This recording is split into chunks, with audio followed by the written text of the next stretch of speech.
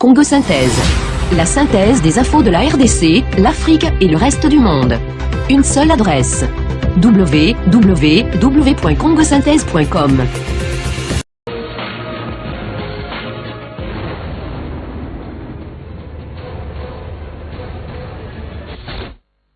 Mesdames et messieurs, bonsoir. Très heureuse de vous retrouver à travers cette édition d'information de 20h sur la radio-télévision nationale congolaise.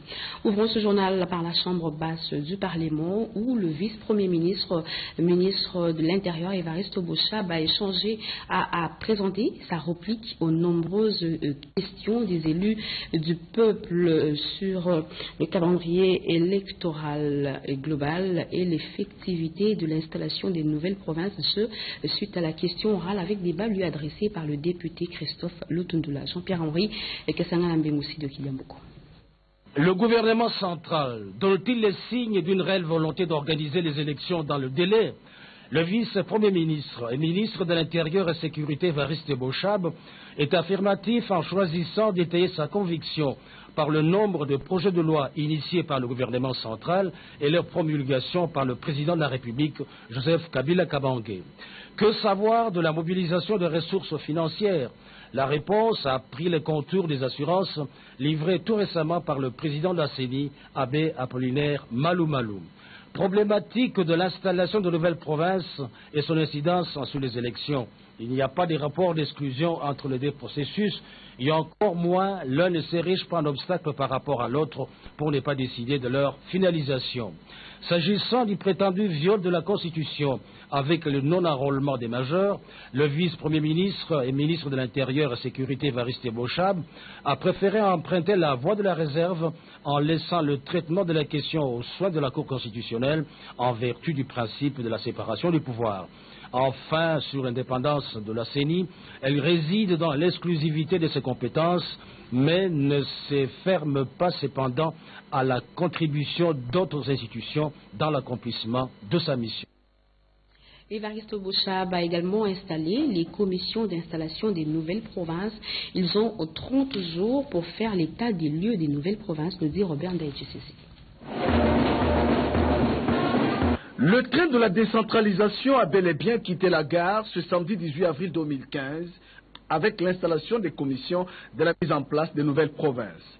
Une cérémonie historique qui marque le point de départ précis de décompte du délai de 120 jours pendant lequel les opérations de la décentralisation doivent intervenir. Le vice-premier ministre, ministre de l'Intérieur et Sécurité Évariste Boshab, qui a installé officiellement les membres des commissions des nouvelles provinces, les a encouragés à travailler d'arrache-pied pour remplir avec succès la mission que la nation congolaise attend d'eux. L'occasion vous est offerte d'apporter votre contribution à l'édifice de la décentralisation inauguré par le chef de l'État dès sa prise de pouvoir.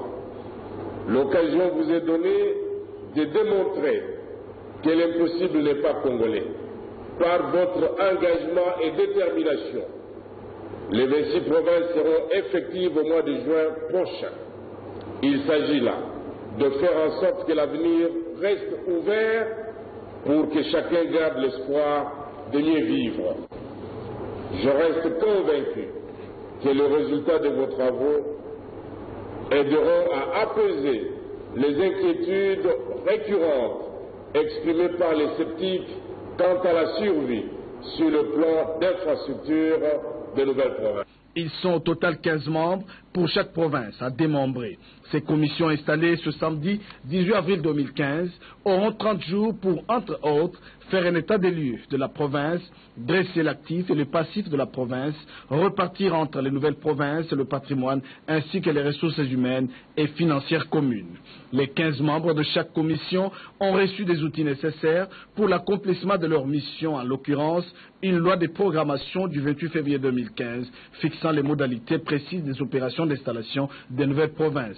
Loin d'être une improvisation politique, le processus d'installation des nouvelles provinces a toujours été une préoccupation largement exprimée par l'ensemble de la classe politique congolaise et les souverains primaires que la population. À l'issue de cette cérémonie, quelques membres du gouvernement se sont exprimés, toujours au micro de Robert Ndaï. Le train des élections, le train de la décentralisation est bien parti. Et rien ne pourra le faire marcher à reculons. Impossible. Ensemble, nous pouvons aller vers les objectifs que nous nous fixons. Et puisque cet objectif de la décentralisation, du démembrement territorial, des élections, nous nous les sommes fixés ensemble, il est tout à fait normal que le gouvernement considère comme une priorité de mettre les moyens pour pouvoir les atteindre. C'est le respect qui est dû au souverain primaire. Je dois dire avec beaucoup de fierté et beaucoup d'assurance que le président Kabila a écrit une nouvelle histoire du Congo. Aujourd'hui, c'est parti. L'administration décentralisée, le Congo décentralisé est né là, aujourd'hui. Voilà mon impression et je vais travailler dans ce sens. J'y travaille déjà et je suis fier de contribuer, de donner ma contribution à cette œuvre. Je suis heureux de voir les choses mises en œuvre. Hein. Nous avons voté une constitution depuis février 2005. 10 ans après qu'on mette les choses en route, quoi de plus normal. Et il faut qu'on ait le courage, hein. Il faut qu'on ait l'esprit de pionnier. Moi j'ai toujours dit, si Stanley avait attendu qu'il y ait des bureaux au Congo, la Belgique n'aurait jamais eu le Congo. Il faut avoir un esprit pionnier. Il n'y a aucune province riche, aucune province pauvre. Il faut que les enfants du Congo se mettent au travail.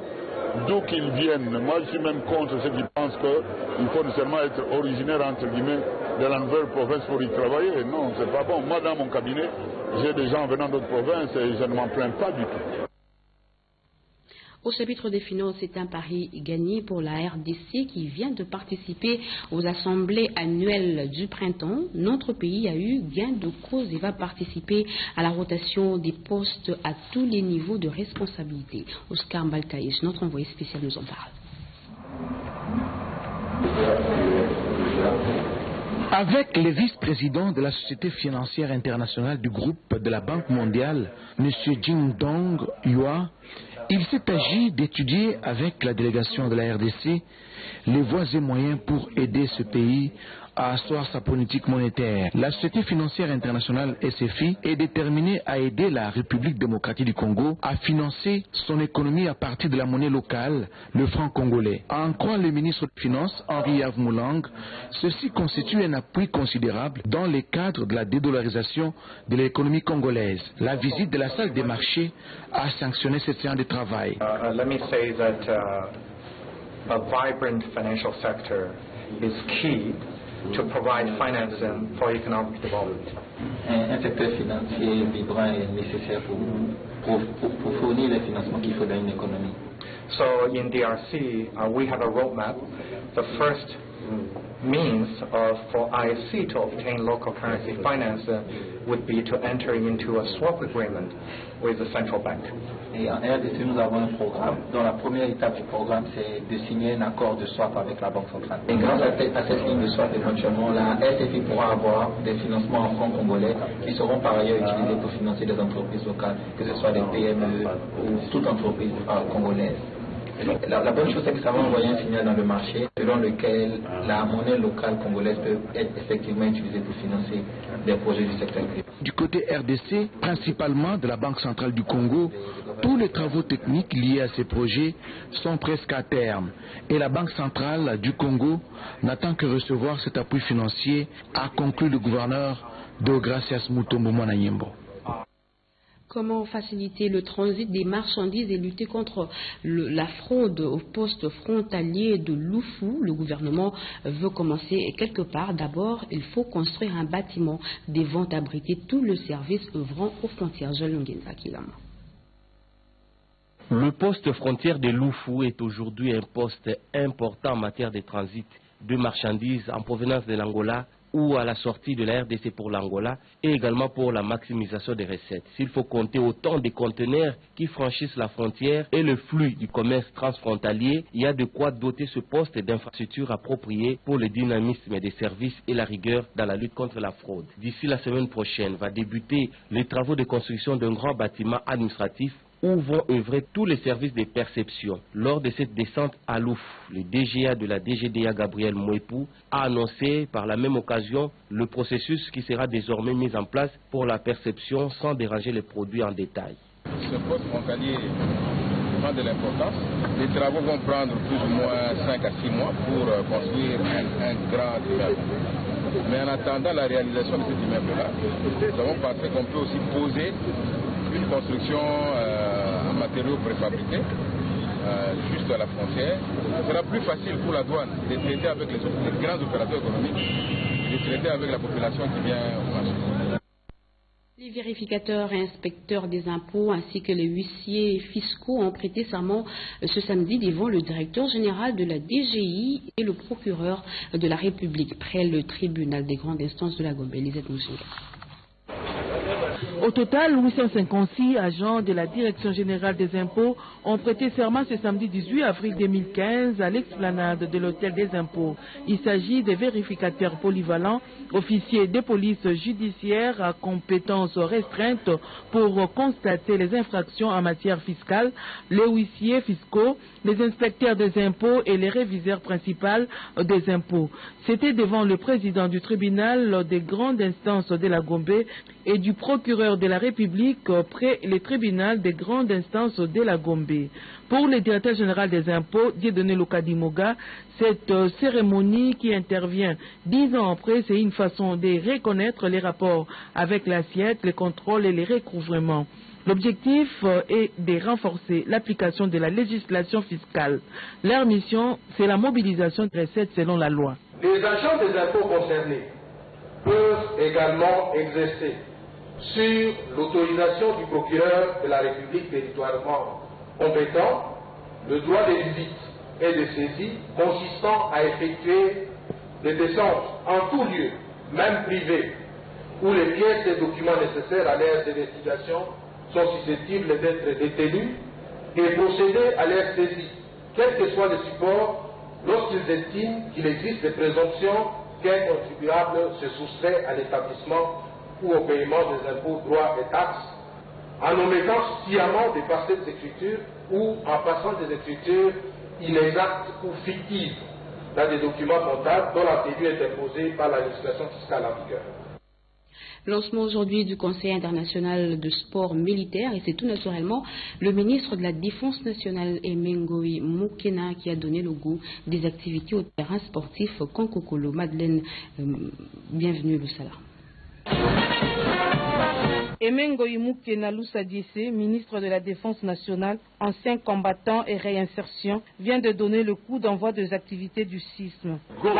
Il en appelle au soutien de cette discipline, de même qu'à la solidarité des forces armées congolaises qui, par leur bravoure et détermination, ne reculent pas devant les ennemis de la RDC. Nos activités militaires, nos activités sportives militaires, et une fois de plus, une démonstration de la montée en force, de la montée en puissance de notre armée, de la montée en puissance de nos forces armées sous la direction efficace de notre commandant suprême, son Excellence Joseph Kabila, chef de l'État. Créé le 18 février 1948 à Nice, en France, le Conseil international du sport militaire CIS regroupe à nos jours 134 nations membres, dont le pays d'Afrique, d'Europe et ceux d'Amérique. Le CIS met à son sein plusieurs disciplines sportives. Il est acteur à part entière qui joue un rôle important dans l'ensemble des disciplines sportives internationales.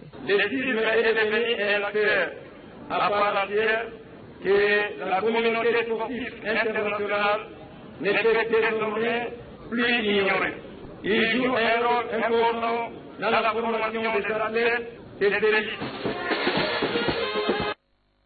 Pour l'amélioration de la vue et de l'audition, 1000 personnes ont reçu les paires des lunettes et une centaine des prothèses auditives. Une action salvatrice à mettre sur le compte de la deuxième campagne médicale présidentielle des soins gratuits. Angèle Kanam-Kisinga.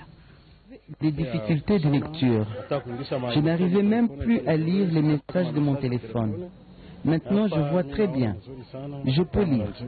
République démocratique du Congo, campagne médicale présidentielle, une caravane médicale des soins médicaux. Près de 1000 personnes consultées en ophtalmologie qui requièrent une correction de la vue ont reçu des paires de lunettes chacun selon sa prescription médicale.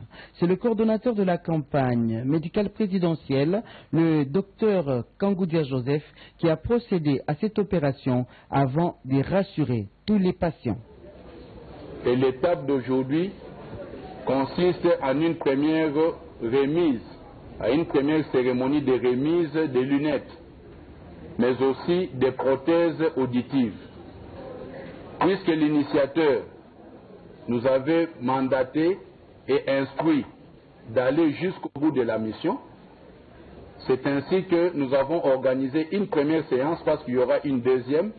On ne peut pas réunir tout le monde, nos équipes continuent à appeler les gens. C'est aussi une illustration pour que ceux qui attendent d'autres choses puissent être certains que cela sera fait comme cela a été dit. Les bénéficiaires qui ont constaté l'amélioration de leur vue ont eu des mots justes pour remercier l'initiateur de la campagne. Mes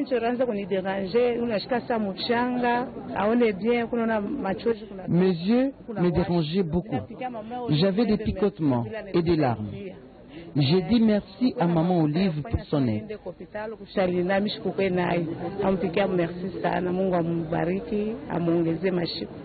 Des prothèses auditives ont été d'autre part distribuées à des patients présentant des problèmes d'audition.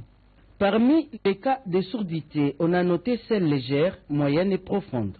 Ceux présentant la surdité profonde seront rééduqués pour avoir une bonne diction, ceux dans le cadre de la poursuite normale et la bonne marche de la campagne médicale présidentielle des soins de santé gratuits initiée par le chef de l'État, Joseph Kabila Kabange. Depuis sa naissance, elle a grandi avec son problème. Elle avait un problème d'oreille, elle n'entendait pas bien de loin, quand vous l'appelez et tout, elle n'entendait pas. C'était ça son problème.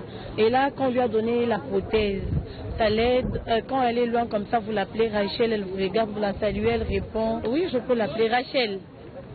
Rachel, bonjour. Merci beaucoup au chef de l'État ainsi qu'au docteur.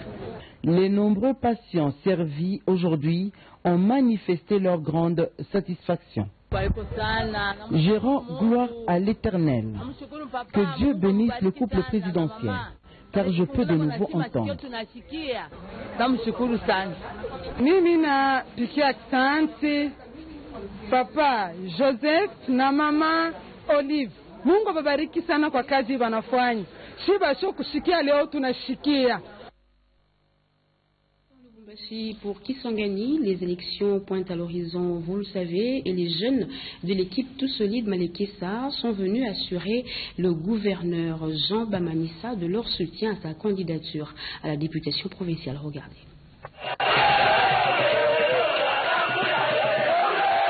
Ils sont venus non seulement exprimer leur soutien indéfectible au gouvernement provincial, mais aussi soutenir la candidature de Jean Bamanissa Saïdi à la députation provinciale dans la ville de Kisangani.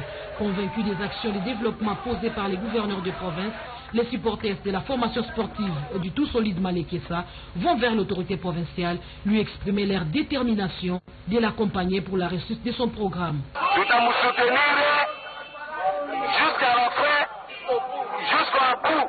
L'heure étant au travail pour l'installation de nouvelles provinces, le chef de l'exécutif provincial saisit l'occasion pour sensibiliser ses interlocuteurs sur l'esprit de cohésion et de l'unité. Je suis chez moi à Kisangani. Il n'y a personne qui a le droit de chasser l'autre. Nous voulons que les fils et filles du pays, quelle que soit leur origine, qu'ils viennent de l'Ituri, du Bazouélé, du Nord Kivu, des Maniema, de l'Équateur, vivent dans la paix et l'amour. La RDC est une et indivisible. Jean Bamanissa Saïdi rassure sa population. Il continuera à mettre en application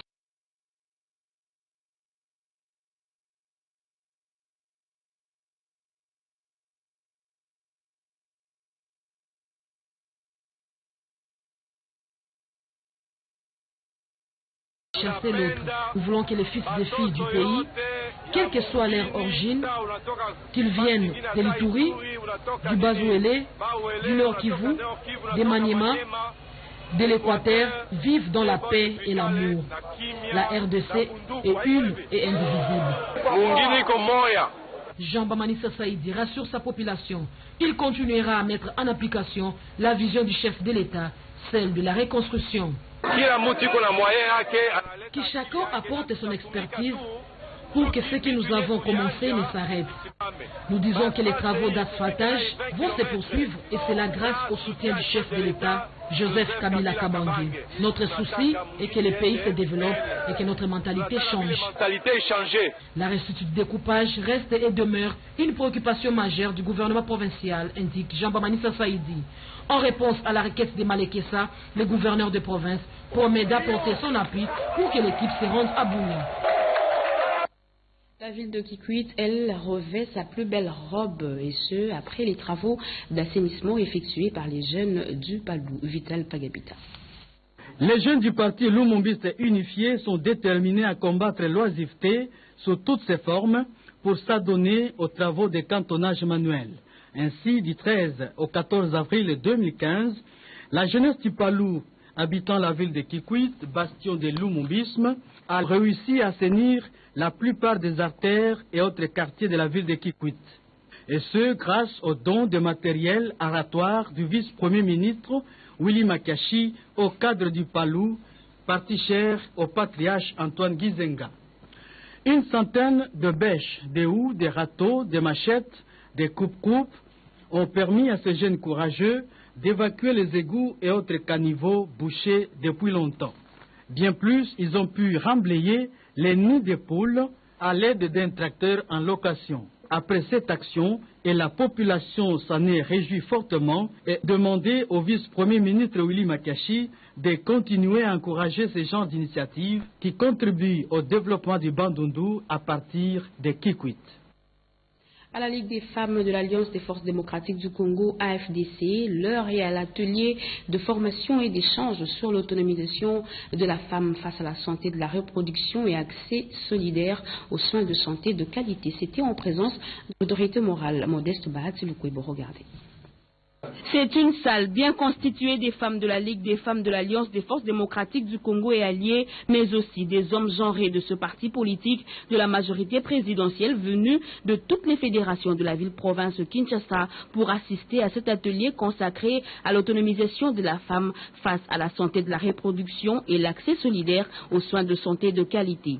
À travers ce thème, la Ligue des femmes de l'AFDC met en pratique l'article 8 du statut du parti qui prône le respect, l'épanouissement et l'émancipation de la femme, d'où la phrase AFDC gagner avec les femmes, c'est gagner pour toute la nation, a dit Claudine Doucy, présidente de la Ligue de femmes de la FDC. Le président national AI, Placide Tshusumpa Tchakatumba, a salué cette initiative avant d'investir ces femmes, membres des comités fédéraux et communaux de la Ligue des femmes présentées ici à l'autorité morale Modeste Bahati Lukwebo. La force d'un parti politique se mesure aux urnes, d'où cette sonnette d'alarme tirée par l'autorité morale du parti. Les femmes de l'AFDC doivent se présenter aux échéances électorales. C'est le moment de se différencier. L'AFDC, c'est un parti très bien organisé. C'est un parti moderne. Et le fait que nous ayons choisi de venir encourager la Ligue des femmes, c'est aussi un message d'encouragement pour dire qu'aux prochaines élections, elles doivent prendre la place qui leur revient. Communiqué, la Société commerciale de transport et des ports SCTP SA en sigle informe son personnel qu'elle commémore ce lundi 20 avril 2015 ses 80 ans d'âge. Les agents à tous les niveaux et sur toute l'étendue du réseau de la SCTP sont invités à faire montre de plus de bravoure et de conscience professionnelle en ces jours d'anniversaire. Ceci constitue un appel lancé à tous et à chacun pour plus de travail et plus de rendement en vue de l'accroissement de la production, gage de la relance de notre société. La SCTP informe également son personnel qui sera procédé au cours de cette journée, précisément à 13 h, à la présentation de nouveaux mandataires de l'entreprise devant le bâtiment administratif. Ce communiqué est signé Kimbembe Mazunga, directeur général. En sport, Ria Santé Moulongoy appelle les sportifs à soutenir l'équipe Sangabalende qui croisera le fer demain dimanche avec El Ali du Soudan au stade de Tata Raphaël. Il est au micro de Jacques Kabouaba. Tout Congolais, il faut qu'il soit derrière Sa Majesté Sangabalende. Aujourd'hui, Sangabalende, c'est notre ambassadeur, papa. Vous savez, quand un club d'un pays représente ce pays-là à l'extérieur, tout le pays-là est derrière leur club. Pour Sa Majesté Sangabalende, il faut que tous les Kinois, en particulier, il faut qu'ils soient derrière Sa Majesté Sangabalende. Si Sangabalende aujourd'hui ne joue pas les quarts de finale de la Ligue, il va jouer les quarts de finale de la Confédération.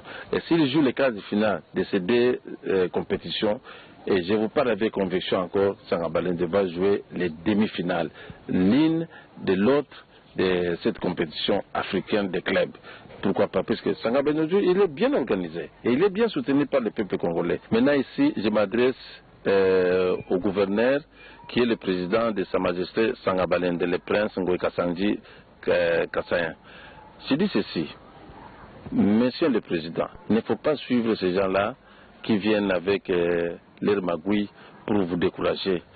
Avec la foi, vous pouvez même déplacer les montagnes. Et je vais vous dire une chose encore, la foi, c'est la porte de la bénédiction.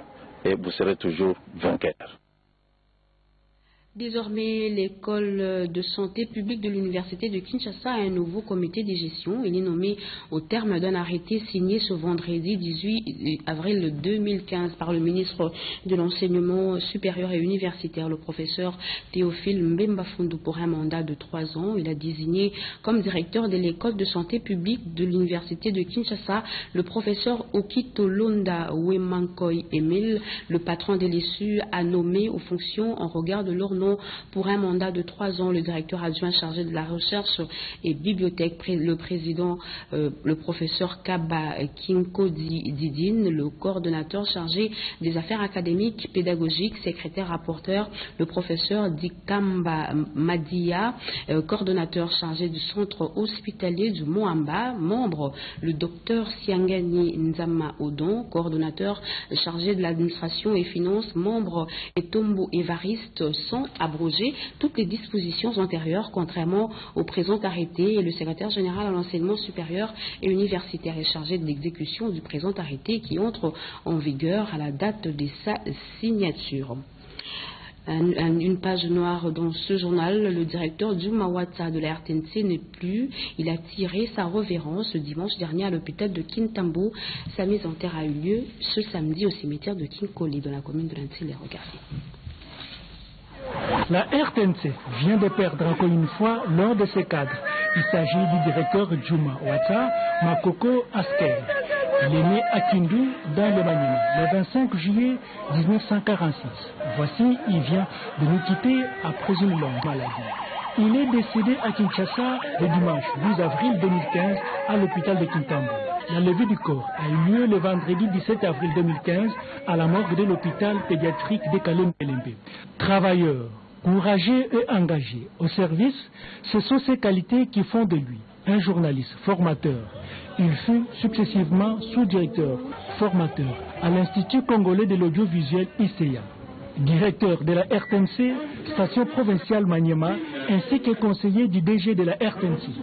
Représentant Madame le directeur général AI de la RTNC, le directeur des ressources humaines de la RTNC Manzongo a évoqué les qualités de l'illustre disparu qui reste gravé dans la mémoire des agents et cadres de la RTNC avec qui il a partagé le mauvais comme le beau temps. Après les témoignages des uns et des autres, il s'en est suivi le dépôt de jarres de fleurs par les agents et cadres de la RTNC, les membres de la famille, les fils biologiques, les membres de l'église, ainsi que le petit-fils. Il laisse une veuve, 11 enfants et 16 petits-fils. Il a été inhumé au cimetière de Kinkole ce samedi 18 avril 2015. Adieu, Musée Juma, que ton âme repose en paix. Paix à son âme. Mesdames et messieurs, fin de ce journal. Merci à vous qui nous suivez partout ailleurs sur satellite. L'actualité continue sur la RTNC retrouvée à 22h. Patrick Michel Moukouyi. Très bonne suite de programme sur nos antennes et surtout excellent week-end à tous.